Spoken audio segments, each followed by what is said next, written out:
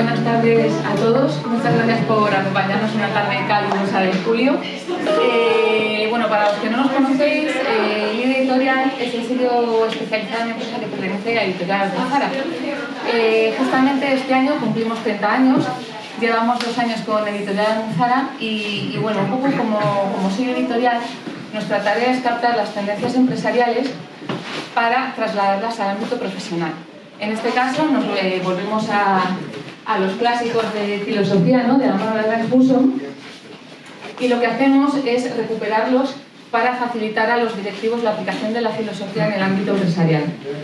Una temática que en principio puede ser muy ardua, que parece que es difícil de aplicar, Rice nos la presenta con mucha facilidad, de tal forma que no es necesario ser un experto en filosofía, sino que nos presenta los principios básicos, si no me equivoco 10, principalmente para trasladarlos, para gestionar las empresas y sobre todo para mejorar nuestro liderazgo. La filosofía nos permite tomar mejores decisiones, sopesadas, y sobre todo en el ámbito empresarial nos permite alcanzar el máximo nivel. Tenemos aquí a Rice, que es el autor del libro, autor de Filosofía para Directivos, también de Aprende a pensar como un gurú, sobre pensamiento crítico, y le acompaña Roger Domingo, que es editor, mentor de autores y que bueno, lidera el proyecto Mapea. Gracias a él llegó a la editorial Rice y bueno, os dejo con ellos para que hablen un poco sobre filosofía aplicada al ámbito empresarial. Muchas gracias. Gracias, Laura. Muchísimas gracias, Laura. Y muchísimas gracias a todos vosotros por acompañarnos una tarde calurosa de julio, que no es fácil, ¿no?, salir de la oficina y sobre todo, digamos, ir entre aire acondicionado en casa o en la oficina y aire acondicionado aquí en la casa del libro. Daros la bienvenida, dar también la bienvenida a Rice. Rice, muy buenas tardes. Buenas tardes, muy bien, ¿y tú?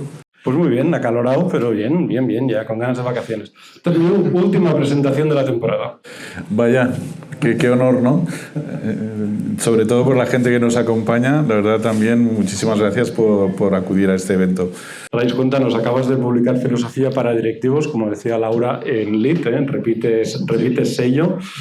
Hace un par de años publicaste Cómo pensar con un gurú y entre medias has publicado una novela con libros indie. Cuéntanos, ¿qué van a encontrar los lectores en Filosofía para Directivos? Pues Filosofía para Directivos es un proyecto que nació auspiciado, digamos, por la voluntad de Manuel Pimentel, ¿no?, que es digamos, el dueño, ¿no?, del grupo Almuzara, ¿no?, donde está Lite Editorial, que tenía muy claro que en las organizaciones hoy en día el tema de la filosofía, cuando tenemos los conocimientos en todas partes, ¿no?, en Google, ¿no?, que dicen muchos, pues representa un desafío muy importante y que cada vez más gente está interesada, ¿no? Entonces me puse a trabajar en ello y bueno, les gustó el proyecto y bueno, pues lo hemos hecho lo más rápido posible para que estuviera a punto para la Feria del Libro de Madrid. Bueno, por dar una pincelada, simplemente pues intenta desmitificar muchas cosas de la filosofía, ¿no?, que es difícil, que es un rollo, etcétera, etcétera, ¿no? Porque, Rice, yo llevo leyendo, seguro que todos los que estamos aquí, hace años que leemos artículos de el futuro de la empresa es los filósofos, o en Silicon Valley solo buscan a filósofos, o los filósofos serán los que mejores trabajos obtendrán, o las grandes empresas, sobre todo las tecnológicas. Claro, yo siempre pensaba, pues mira qué bien, ¿no? Pues finalmente tendremos trabajo, yo también soy de letras, ¿no? Pero ¿realmente es así? ¿Realmente las empresas están buscando filósofos? Bueno, sí, por una parte es verdad, eso es cierto, ¿no? Es un dato que en Silicon Valley, pues algunas empresas, digamos, buscando contenidos inspiradores, ¿no? Pues en Google ficharon un Chief Philosopher Officer. También es verdad que unos meses después lo echaron, ¿no? Pero probablemente porque lo mejor no es quizás poner filósofos puros, digamos, en la organización, sino que la gente que tiene responsabilidades en las organizaciones sepa pensar, ¿no?, sepa filosofar, ¿no? Más que filosofía, digamos, acordarse que decía Platón, ¿no?, que esto puede ser bastante indiferente, ¿no? Pero al menos sí esa capacidad de pensar, pero no tener un filósofo que al final lo único que hace es llevarte la empresa a la ruina. Claro, porque ¿qué es lo que puede aportar un filósofo a una empresa? ¿Es el think different, que ya decía IBM en su momento? ¿O el pensar fuera de la caja, etcétera, etcétera? Sí, yo creo que intento explicar eso, que es una cosa obviamente para directivos, pero para todo el mundo, para todas las personas. Digamos, en vez de hablar de filosofar, que parece que estás pensando en el sexo de los ángeles, ¿no? Dices, bueno, menudas chorradas y tal. No, en cosas muy concretas. Por eso le llamo competencias filosóficas, ¿no? Como esas habilidades blandas, ¿no? Esto ya parece algo tangible, es un lenguaje que los directivos de recursos humanos entienden perfectamente, y esas habilidades son, por ejemplo, pues la visión, ¿no? La capacidad de tener perspectiva, vamos a decir, 360 grados, ¿no? Poder ver las cosas desde la perspectiva de la competencia, yo qué sé, desde los empleados, desde los accionistas, desde muchos puntos de vista, y por lo tanto eso es algo que o se tiene o se desarrolla, ¿no? Y bueno, otras cosas también son la ética, por ejemplo, el razonamiento, el pensamiento crítico, bueno, la capacidad de comprensión profunda, ¿no? De las situaciones y de las organizaciones y del mercado, etc. Entonces, todo eso son competencias, son cosas concretas que más que aprender un contenido y memorizarlo, son entrenamientos, digamos, en el que uno, digamos, desarrolla esas capacidades, ¿no? Y Rais, en tu caso concreto, tú por ejemplo eres filósofo, estudiaste filosofía en la Universidad de Barcelona, sí, y has trabajado a lo largo de tu carrera profesional en múltiples empresas de directivo, en varias posiciones además, ¿no? Sí. Además de marketing, etc. A lo largo de tu carrera, el hecho de trabajar en la empresa privada, pero o proceder, ¿no? de una carrera de letras como es filosofía, ¿en qué te ha diferenciado? O sea, ¿qué te ha permitido hacer de modo distinto a los ingenieros o personas que han estudiado una carrera como ADE o algo relacionado con empresa? Bueno, primero de todo, quiero decir que eso de letras depende, ¿no? Porque, digamos, en filosofía sí que también se estudia lógica, filosofía de la ciencia, filosofía del lenguaje. Entonces, lógica son fundamentos de matemática, pues es algo un poco más parecido, ¿no? A las STEAM, ¿no? A las disciplinas, ¿no? más científicas o técnicas, ¿no? Pero bueno, es verdad que gran contenido se lo comparte con humanidades, ¿no? Entonces, sí, yo creo que, bueno, al principio, digamos, es un poco como el libro aquel, ¿no? De Paro al ocio, ¿no? Es decir, que un licenciado de filosofía realmente o se dedica a enseñar o no tiene ningún tipo de futuro, ¿no?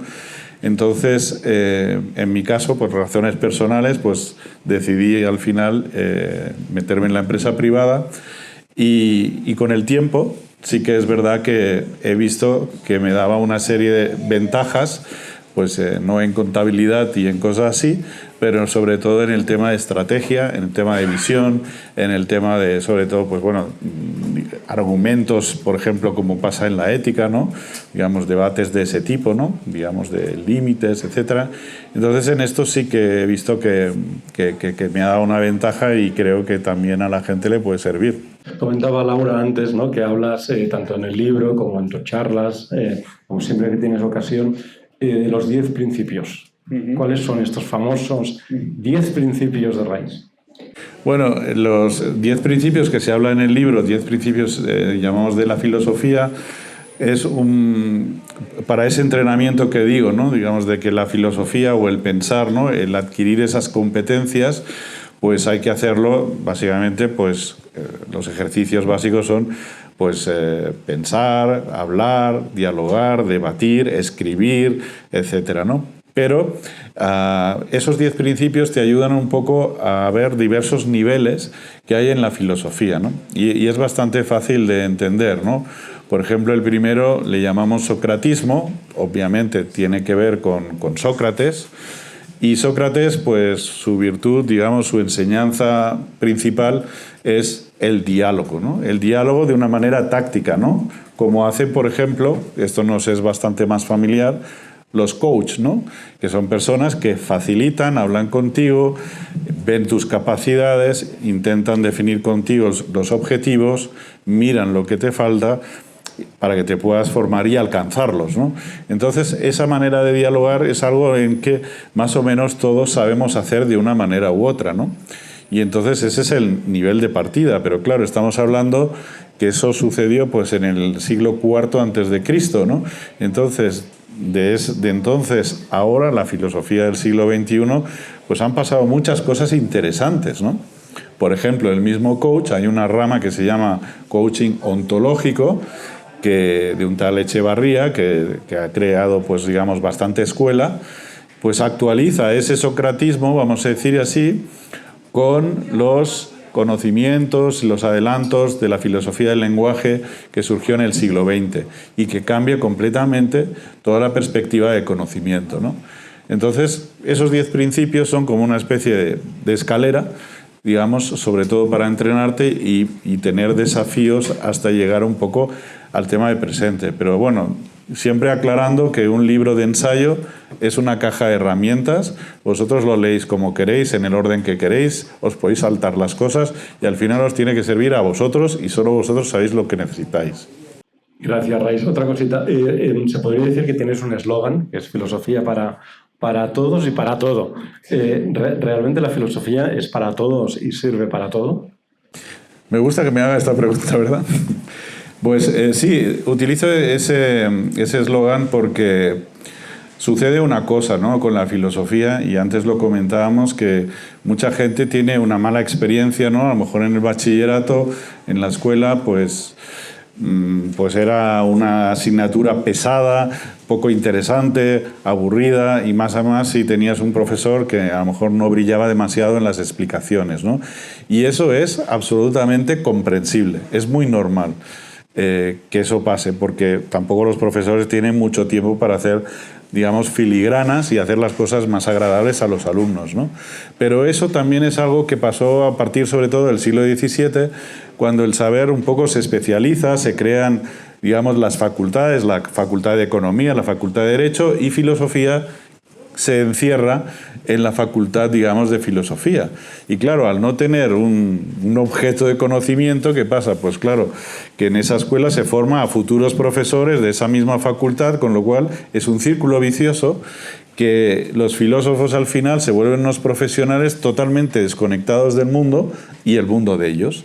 Y esa es la situación que más o menos tenemos hoy en día, aunque está empezando a cambiar porque ya hay muchos profesores que quizás retados por sus alumnos de bachillerato, pues están interviniendo en las redes sociales, están sacando la filosofía a la calle, intentando explicar la filosofía de otra manera, ¿no? Y además en el libro lo explicamos que en el pasado pues era muy diferente. O sea, que había muchos filósofos que tenían otros oficios y no, a lo mejor no toda su vida eran filósofos o escribían filosofía, sino que se dedicaban a política, se dedicaban a los negocios, y por eso esa normalidad de gente como Sócrates, que iba por la plaza y hablaba con todo el mundo, pues es la esencia de la filosofía. Por eso digo que la filosofía es para todos, es para todo el mundo. Todo el mundo pensando puede aportar cosas y puede ser filósofo. Y también es para todo, es por eso que digo, como no tiene un objeto de conocimiento, ¿no? La psicología pues se dedica a la mente humana, pero la filosofía no se dedica a nada en específico. Por eso la gente dice que no sirve para nada, pero en realidad sirve para todo, porque se puede pensar sobre las cosas importantes de la vida, sobre, yo qué sé, pues con quién me caso, a dónde llevo a mis hijos al colegio, o lo que sea, o sobre las cosas intrascendentes del día a día. Sobre todo, todo merece una reflexión dependiendo del tiempo que tengas, ¿no? Y por lo tanto la filosofía nos ayuda también en eso.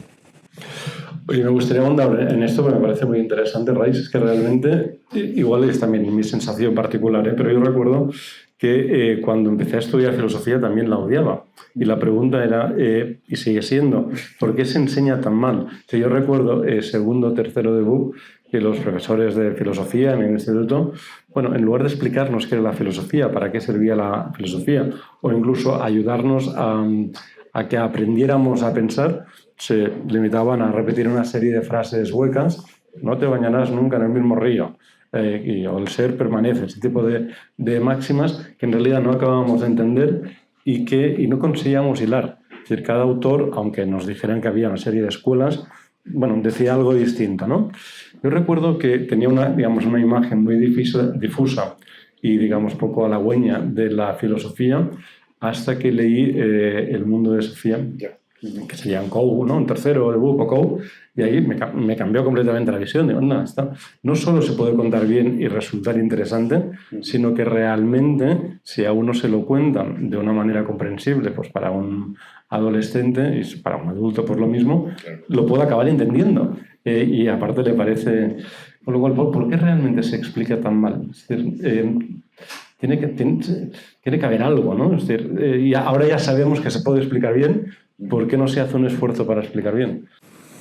Yo creo que has dado en el clavo, ¿no? Yo creo que además es una contradicción, porque tú mismo muestras que dices, parece interesante, pero así es un coñazo, ¿no? Dicho claramente. Y eso nos pasa a muchos de nosotros, ¿eh? Y eso pasa por varias razones. Bueno, primero de todo, los profesores, sobre todo los de bachillerato, tienen un currículum que tienen que cumplir, porque yo también fui profesor, digamos, de academia privada de filosofía, en lo que era BUP y COU entonces, y entonces en COU, como preparación para la selectividad, tienes un guión que no te puedes salir, y entonces los pobres chavales se tienen que comer eso con patatas, y es una pena, digamos, ahí no hay libertad de cátedra. En BUP, digamos, o primero de bachillerato, aún se podían hacer esos debates, ¿no?, sobre a favor o en contra de la pena de muerte o cosas de ese tipo que, bueno, pues mira, aún te educan en el debate filosófico, en el debate de pensamiento, ¿no? Eso es la primera limitación, ¿no? Y luego también eso, que al final esos profesores de filosofía, por desgracia yo diría, pues vienen de la universidad y entran directamente en el bachillerato, con lo cual, diríamos, no han visto mundo, no han tocado otros registros culturales, ¿no?, otras maneras de lenguaje, no han tenido esos desafíos de hacerse entender, y eso al final pesa, ¿no? En cambio, cuando encuentras gente, no digo como yo, pero bueno, que hay varios, ¿no?, digamos, que han tenido una trayectoria un poco en zigzag, fuera de lo que es la facultad, pues entonces, claro, todos esos desafíos, esas comunidades que vas encontrando, pues evidentemente te cambian el discurso, ¿no?, en la manera digamos, de entender la filosofía. Y como decimos, lo importante no es la historia de la filosofía, que es lo que realmente se enseña, que es historia, no es filosofía. Acordarse lo que dijo Platón o lo que dijo tal. Yo cuando hablo de filosofía nunca los cito. Intento no hacer citas de autoridad, porque realmente es irrelevante. Me pueden gustar, pero realmente lo importante es el pensamiento, el filosofar, el diálogo, ¿no? Y ese es el enfoque, ¿no? Como decía alguno, solo se puede aprender filosofía filosofando, ¿no? Esta es la realidad y es lo interesante. Y para volver a filosofía para directivos, ahora hay un pequeño escándalo, bueno, no tan pequeño, ¿no?, con Shell, la petrolera, porque se han descubierto una serie de informes que demuestran que en los años 60 y 70 los directivos de Shell ya sabían que el uso prolongado de combustibles fósiles iba a provocar un cambio climático. Y claro, lo que hicieron en aquel momento pensaron, bueno, pues ya se lo encontrarán, ¿no? O sea, en un cajón, y aunque, digamos, fuera evidente que si se seguía consumiendo combustible fósil en la medida en que se estaba haciendo y tal y como eran las predicciones del futuro, pues algo iba a ocurrir. Claro, en aquel momento los directivos pensaron, bueno, pues seguramente esto será un problema, pero no lo viviremos, porque para cuando esto se produzca, pues ya no estaremos aquí. Si la filosofía tuviera mayor presencia en los comités de dirección o en los consejos de administración, ese tipo de cuestiones, quizá éticas o morales, ¿se verían de otra forma?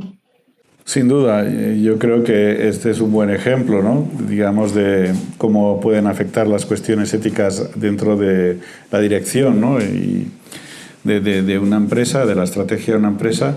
Pero también tenemos hoy en día el desafío de la inteligencia artificial, que también es súper importante y que muchas organizaciones acuden a los comités de expertos. Pero esto es ya una cosa tan normal que todos los directivos tienen que saber de esto, ¿no?, sobre el tema ético, ¿no?, sobre si un coche pues tiene que atropellar a una persona mayor o a una persona joven cuando está en una situación, digamos, límite, ¿no?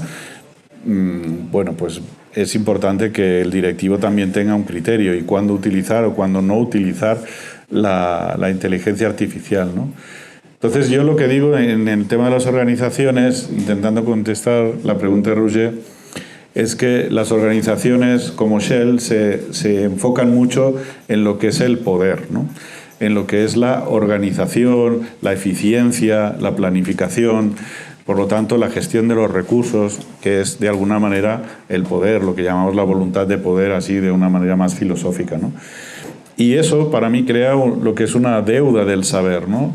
Porque la única manera de equilibrar ese poder es con la voluntad de saber, con el aprendizaje que te da esas competencias filosóficas, ¿no? Entonces entiendo que si esos directivos las hubieran tenido, hubieran podido tener otro criterio o los hubieran echado, ¿no? Pero eso evidentemente crea precedentes, ¿no? Que eso pasa con la innovación, ¿no? Normalmente los innovadores son los que están en la lista de despidos, pero luego estos crean otra empresa que a veces se come de la que salieron, ¿no? Sí, de hecho ha ocurrido Varias veces. Varias veces. Muy bien, a mí me gustaría ahora abrir el debate para todo aquel que quisiera hacerle una pregunta a Rais o simplemente compartir una opinión o un punto de vista, pues pudiera hacerlo. ¿Alguna pregunta, algún comentario? Todos de golpe, ¿no? Si no empezamos a preguntar nosotros. Laura tiene una pregunta. Para los principiantes, ¿por qué principio básico empezarías? Bueno, yo creo que por orden, ¿no? Desde el primero al último, diríamos que la dificultad quizás, digamos, no porque yo lo haya explicado peor, espero, pero por su propia sofisticación, ¿no? Digamos, pues el socratismo, como he dicho, es algo que nos resulta bastante familiar, ¿no? El diálogo, etcétera. Luego Platón, que sería el siguiente, el platonismo, ¿no? Que llamo, pues nos ayuda a ir más allá de las apariencias, ¿no? Con ese mito del mito de la caverna, que es un mito que no solo Platón, sino muchísimos filósofos han hablado de él, ¿no? Y entonces, progresivamente, vamos pues tratando algunos aspectos claves de la filosofía, digamos, pero que al final nos tienen que ayudar, más que a memorizar eso que decimos, ayudarnos a que nuestra mente se abra a cosas nuevas o a desafíos o a la comprensión de cosas que a veces nos pueden parecer vertiginosas, ¿no? Porque la filosofía, lo que es muy buena, es destruyendo cosas, ¿no? Destruyendo fundamentos, destruyendo dogmas, ¿no? Es decir, pero no destruyéndolos porque, digamos, es una disciplina destructiva, sino porque es una disciplina que lo hace para la búsqueda de la verdad, ¿no? Y como la búsqueda es una cosa constante, pues bueno, ahora tenemos un fundamento, entonces se deconstruye o de alguna manera pues se critica y luego pues hay otro y esto es un proceso sin fin, pero en el que la filosofía es muy buena. Por eso, más que construir, muchas veces lo que hace son túneles hacia abajo, ¿no? Y por lo tanto es algo que hay que también gestionar con mucho cuidado, ¿no? Como decían los antiguos, digamos un poco así irónicamente, la filosofía es una drogadura, es una medicina y como todas las medicinas, con su abuso, pues puede ser dañina para el mismo filósofo y para los demás. Por eso hay que utilizarla con mucho cuidado. Y de hecho hay un capítulo dedicado solo a esto, como si se tratara pues de una medicina, ¿no? Por eso, pues bueno, yo doy muchos consejos de cómo leer filosofía, de perderle el miedo a la filosofía, siempre estar motivado para leer lo que os guste. No hace falta entenderlo todo, los filósofos no entienden todo de los filósofos, os lo aseguro. A veces hay que dejar cosas en suspensión y volver más adelante y a lo mejor lo entendéis. Es decir, que en eso no os preocupéis, vosotros sois los dueños de esa lectura y no tenéis que hacer las cosas por orden ni como os han contado, ¿no? Tenéis que perderle el miedo y utilizarla en vuestro favor. Más cosas. Bueno, yo en primer lugar quería daros las gracias por la charla y en segundo te quería preguntar, Rais, si nos podrías poner algún ejemplo de a lo mejor algún directivo actual o no tan actual que utilizando un poco la filosofía ya haya sido eficaz y demás, y a lo mejor otro que por no utilizarla le podía haber ido mejor. Sí, por supuesto. De hecho, en el libro hay bastantes ejemplos. Digamos, hay muchísimas personas que tienen la licenciatura, el grado de filosofía y bueno, no sé, podemos juzgar si les ha servido, ¿no? Por ejemplo, Richard Gere, ¿no? A actores famosos, ¿no?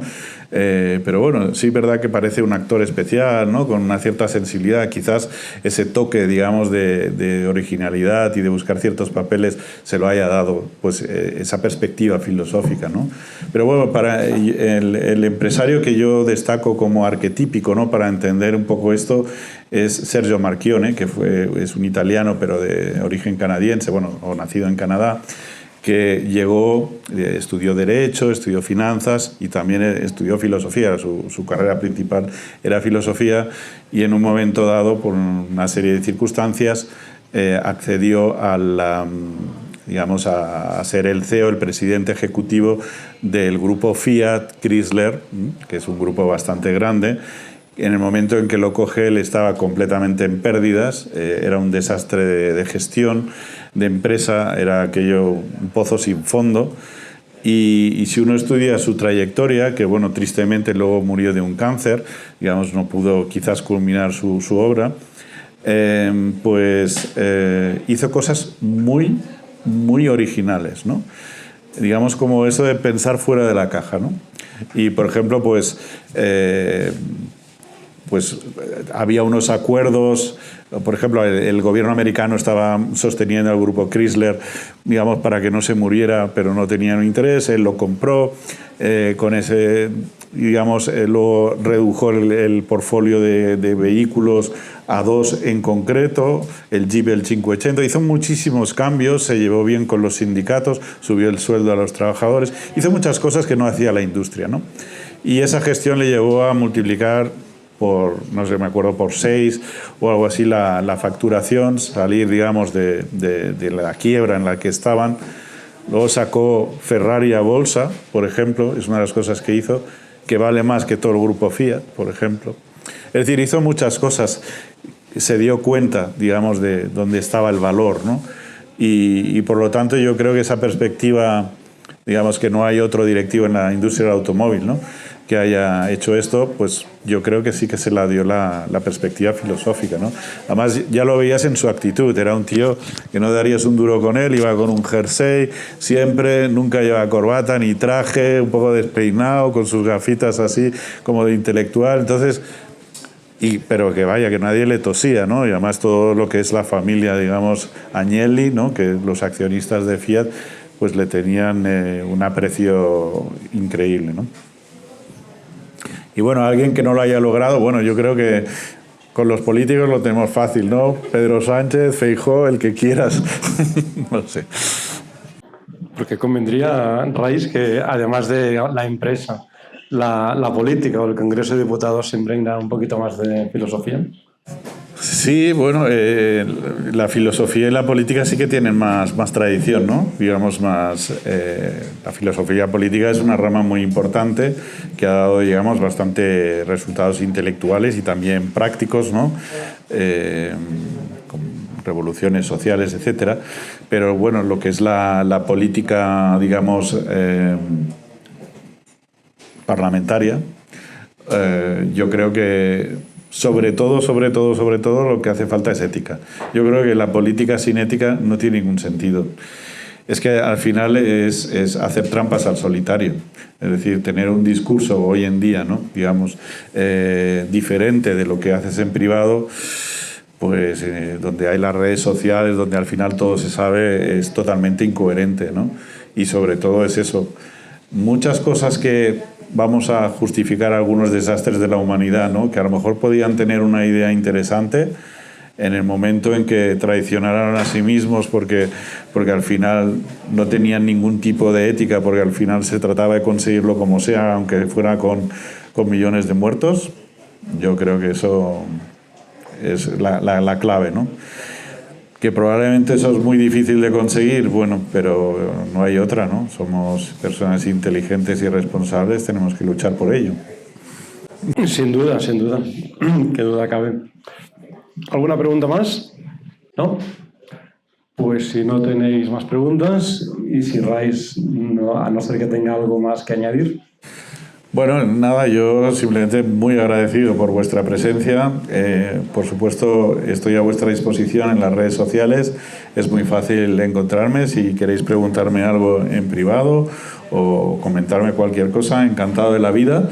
Y bueno, me gustaría, pues, si leéis el libro, pues eso, que al menos os sirva para eso, para ver la filosofía de una manera mucho más, digamos, casual, más fácil, y que realmente os pueda ayudar, ¿no? Sobre todo pues en cosas de vuestra vida cotidiana. ¿Te quedarás un ratito ahora firmando? Sí, por supuesto, para todos los que quieran. Pues muchas gracias, Rais. Muchas gracias también a todos por acompañarnos. Me gustaría también dar las gracias a la Casa del Libro por habernos invitado a celebrar aquí esta presentación. Y nada más, muchísimas gracias y hasta la próxima. Gracias.